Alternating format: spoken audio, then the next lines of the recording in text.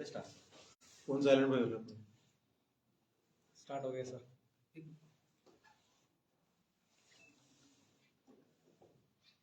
नमस्कार, जय हिंद। ये एयरो पालमपुर की तरफ से डीजी रिक्रूटिंग के बिहाफ पे हम लोग ये मीडिया ब्रीफ आप लोगों को दे रहे हैं। जो मेन उद्देश्य है हमारा इस मीडिया ब्रीफ के थ्रू, उसमें हम आपको ये जानकारी देंगे कि अभी जो रिक्रूटमेंट सिस्टम है वो चेंज हुआ है, उसके बारे में कुछ जानकारी दी जाएगी।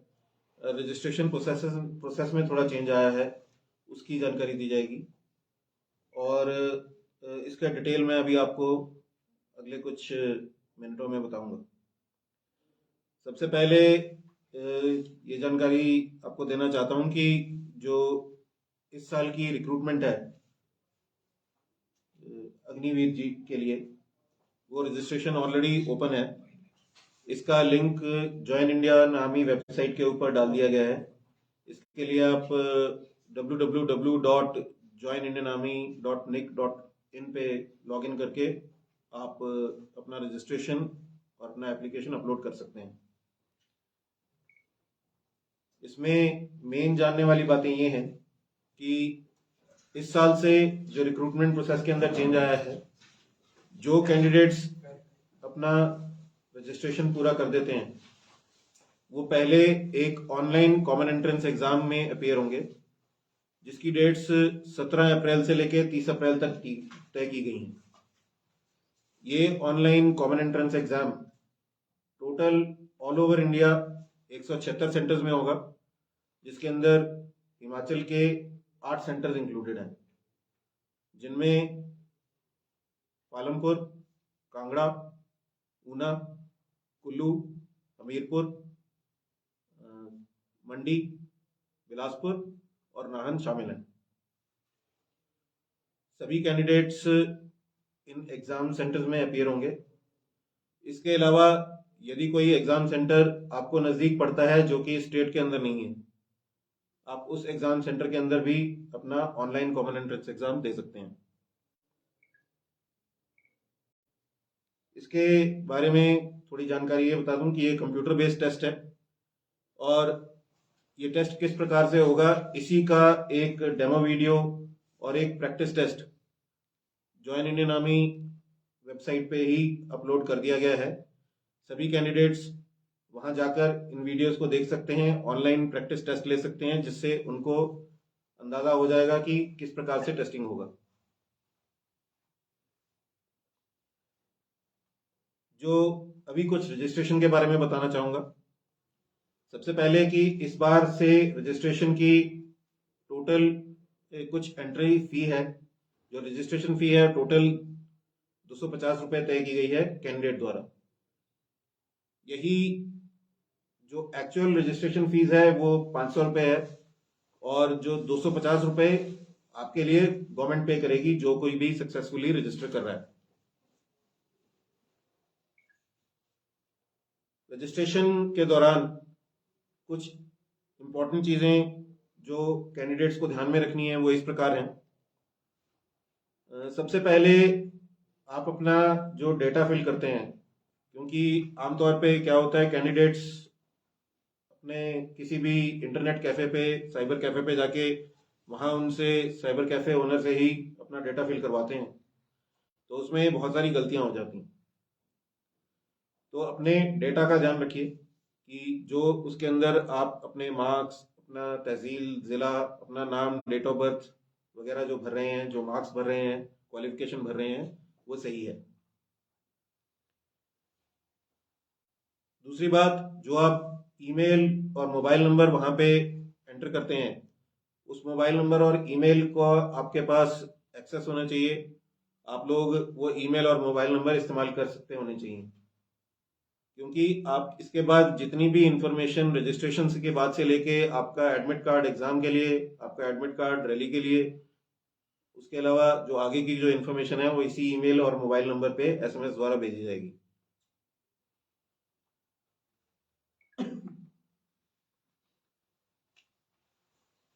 रजिस्ट्रेशन के दौरान आपका आधार कार्ड होना मैंडेटरी है, ज़रूरी है, क्योंकि यही आधार कार्ड जैसे ही आप डेटा फिल करेंगे उसके अंदर, ये आपका डिजी लॉकर से वेरीफाई होगा। इसके साथ साथ जो आपका रजिस्टर्ड मोबाइल नंबर है वो आधार के साथ लिंक होना चाहिए, और उसी मोबाइल नंबर पर ही आपके सारे एसएमएस और सारी इंफॉर्मेशन इस रिक्रूटमेंट से संबंधित जितनी भी इंफॉर्मेशन है वो उसी मोबाइल नंबर के ऊपर आएगी।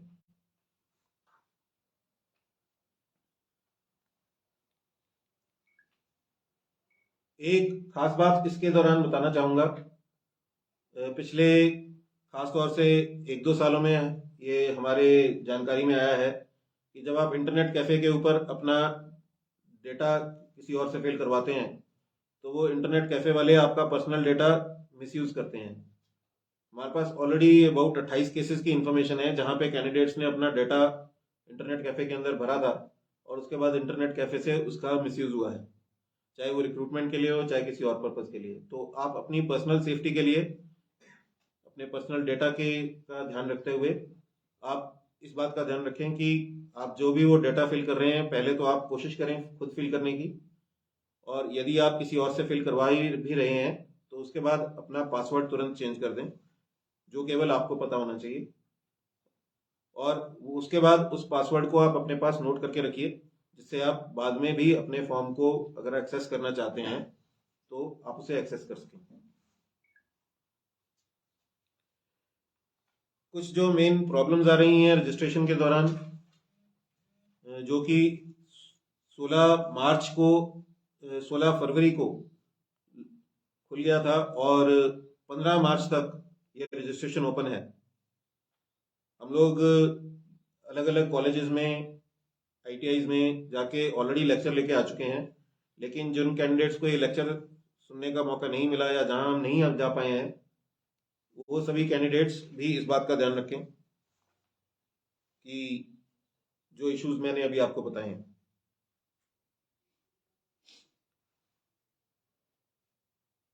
सबसे पहले तो मैंने जैसे आपको बताया कि आप अपना ईमेल, आपके पास उसका एक्सेस होना चाहिए, आप उसे चेक कर सकते हैं, आपके उसे चेक कर सकने की आपके पास क्षमता होनी चाहिए, जिससे आपको जितना भी जो इंफॉर्मेशन, जो भी आपको हम अपनी तरफ से इंफॉर्मेशन भेज रहे हैं वो आपके पास अवेलेबल हो। ये अभी से लेके आपके डिस्पैच तक के लिए ज़रूरी है। मोबाइल नंबर का मैं ऑलरेडी आपको बता चुका हूँ, आपके आधार कार्ड से लिंक होना चाहिए, और इसे चेंज ना करें क्योंकि सारा इंफॉर्मेशन इसी मोबाइल नंबर पर आएगा। एक और इशू आ रहा है जो ऑनलाइन पेमेंट का इशू आ रहा है। इसमें 4 ऑप्शंस दिए गए हैं, इंटरनेट बैंकिंग, अपना डेबिट या क्रेडिट कार्ड, यूपीआई के थ्रू पेमेंट, और एक वहाँ पे स्कैनिंग कोड है, बार कोड, जिसके थ्रू आप पेमेंट कर सकते हैं। तो मेन जो प्रॉब्लम उसमें आ रहा है खास तौर से इंटरनेट बैंकिंग में और जो डेबिट कार्ड में, सबसे पहले आपका डेबिट कार्ड ऑनलाइन ट्रांजैक्शन के लिए एक्टिवेट होना चाहिए, क्योंकि बहुत सारे कैंडिडेट्स हैं उनका ऑन डेबिट कार्ड से पेमेंट नहीं हो पा रहा था, तो बाद में चेक किया गया तो उनके कार्ड शायद एक्टिवेटेड नहीं थे ऑनलाइन पेमेंट के लिए। इसके अलावा आपका बैलेंस सफिशिएंट होना चाहिए आपके अकाउंट के अंदर, जिससे कि अगर आप ऑनलाइन पेमेंट फी पेमेंट नहीं करेंगे तो आपका एप्लीकेशन स्टेटस कंटिन्यूसली ओपन रहेगा और उसको रजिस्ट्रेशन को मान्य नहीं माना जाएगा।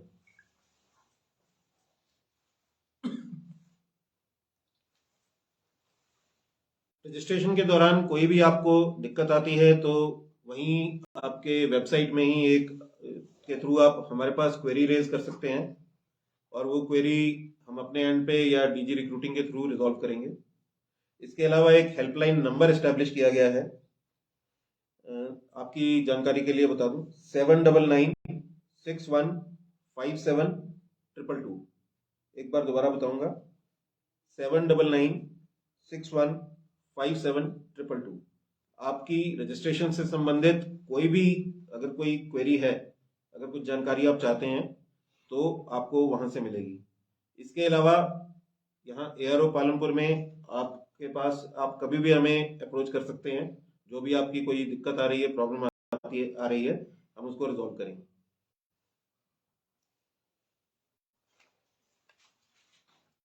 कुछ और जानकारी देना चाहूंगा इस बारे में। सबसे पहले जैसा मैंने आपको बताया कि इस बार ऑनलाइन एग्जाम पहला चरण है रिक्रूटमेंट का, उसमें इसी तरह से कुछ और भी चेंजेस किए गए हैं। खास तौर से जो टेक्निकल एंट्रीज हैं उसके लिए पहले क्वालिफिकेशन 12th था, लेकिन अभी इसमें एक बदलाव किया गया है। जो कैंडिडेट 10th पास हैं लेकिन आईटीआई से 2 साल का कोर्स या एक 3 साल का फुल डिप्लोमा जिनके पास है, वो भी टेक्निकल एंट्री के लिए अप्लाई कर सकते हैं। इन कैंडिडेट्स को फाइनल मेरिट में जिन कैंडिडेट्स का 10th प्लस 2 साल का कोर्स है उनको 20 मार्क्स की वेटेज दीजिए, बोनस वेटेज मिलेगी, और जिन कैंडिडेट्स के पास आईटीआई प्लस 3 साल का डिप्लोमा है उनको 30 मार्क्स की बोनस वेटेज मिलेगी। इसके अलावा कुछ और भी वेटेज में चेंज आया है।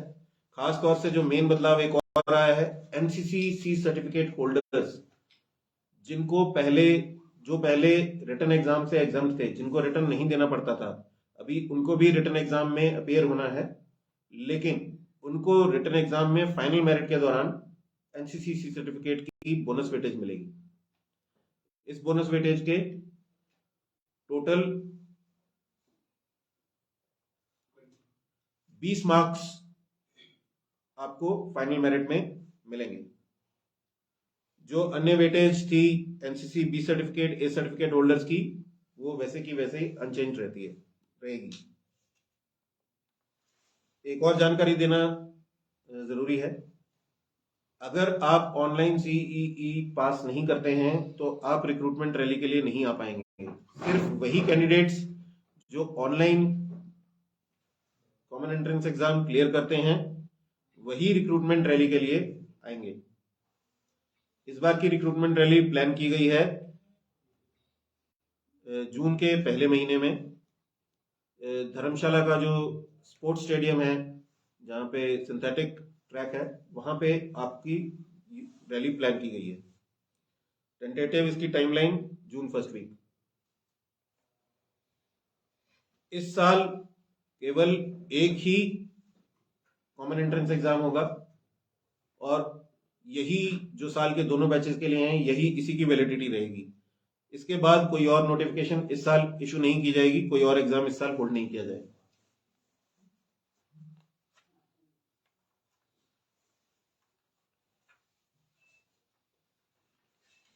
एक और बहुत इंपॉर्टेंट पार्ट आपको बताना चाहूंगा। ये देखने में आया है, पहले से बहुत सारे केसेस इस बारे में हमें पता लगे हैं कि बहुत सारे लोग आपको अप्रोच करेंगे, वो चाहे किसी भी बैकग्राउंड से हो, कि मैं आपकी बात करके मदद कर दूंगा रैली के अंदर, मैं आपका ये एग्जाम पास करा दूंगा, जिसके अंदर वो कुछ पैसे लेते हैं या कोई और किसी प्रकार की फेवर लेते हैं। ये सभी लोग आपको धोखा दे रहे हैं। हमारा पूरा रिक्रूटमेंट सिस्टम अभी बिल्कुल ट्रांसपेरेंट है और उसके अंदर कोई चाह के भी आपकी मदद नहीं कर सकता, और आप केवल और केवल अपनी मेरिट के बेस पे ही सिलेक्ट हो सकते हैं। यदि कोई भी आके आपको बोल रहा है कि मैं आपकी इस प्रकार से मदद करके, यहाँ बात करके या वहां बात करके आपको, या मेरी यहाँ पहचान है, मैं आपकी यहाँ पे सिलेक्शन करवा दूंगा, वो आपको झूठ बोल रहे हैं, आपको ठगने की कोशिश कर रहे हैं। ये सारी प्रैक्टिसेस इलीगल हैं और ये संभव भी नहीं है कि कोई भी इस प्रकार से कहीं बात करके या पहचान करके आपकी कोई इस प्रकार से मदद कर सके।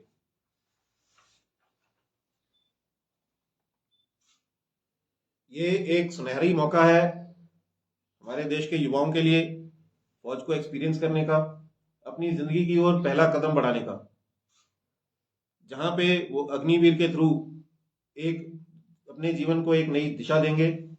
तो हमारी यही कामना है कि ज्यादा से ज्यादा हमारे होनहार युवा आगे बढ़ें, रजिस्ट्रेशन करें, ऑनलाइन अपने एग्जाम और पूरे रिक्रूटिंग प्रोसेस में हिस्सा लें और आगे बढ़ के इस स्कीम का फायदा उठाएं।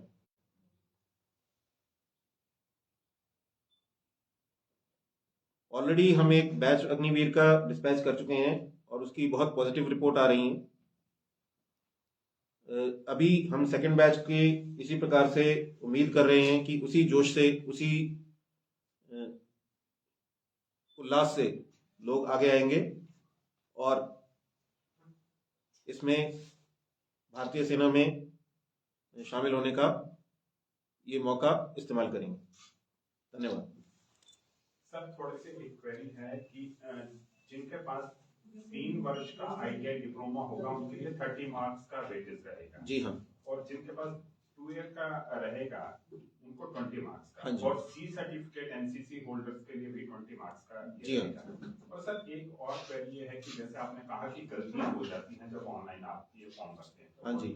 करेक्शन विंडो खुलेगी उसके बाद जब आपका लिमिट खत्म हो जाएगा उसके बाद correction- देखिए 17 एग्जाम एज ऑफ नाउ 17 अप्रैल से 30 अप्रैल की डेट्स फिक्स की गई हैं कॉमन एंट्रेंस एग्जाम के लिए। इस समय एग्जाम से तकरीबन 15 दिन पहले एडमिट कार्ड डिस्पैच हो जाएंगे। जो अभी तक, क्योंकि ये सिस्टम पूरा नया है, हम लोग भी साथ साथ ऑन द जॉब अडेप्टेशन कर रहे हैं। आमतौर पे गलतियां पहली स्टेज पे ही नजर में आ जाती हैं। तो जैसा मैंने आपको बताया कि हम एयरो पालमपुर में तो हम आपके मदद के लिए अवेलेबल हैं ही। इसके अलावा जो आपको हेल्पलाइन नंबर दिया गया है वो भी आपकी इस मामले में मदद करेंगे। डेटा करेक्शन यदि वो वैलिड है तो वो पॉसिबल है।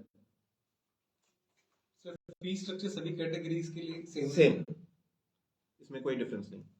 सभी कैंडिडेट्स के लिए मैंडेटरी 250 रुपए रजिस्ट्रेशन फी तय की गई है।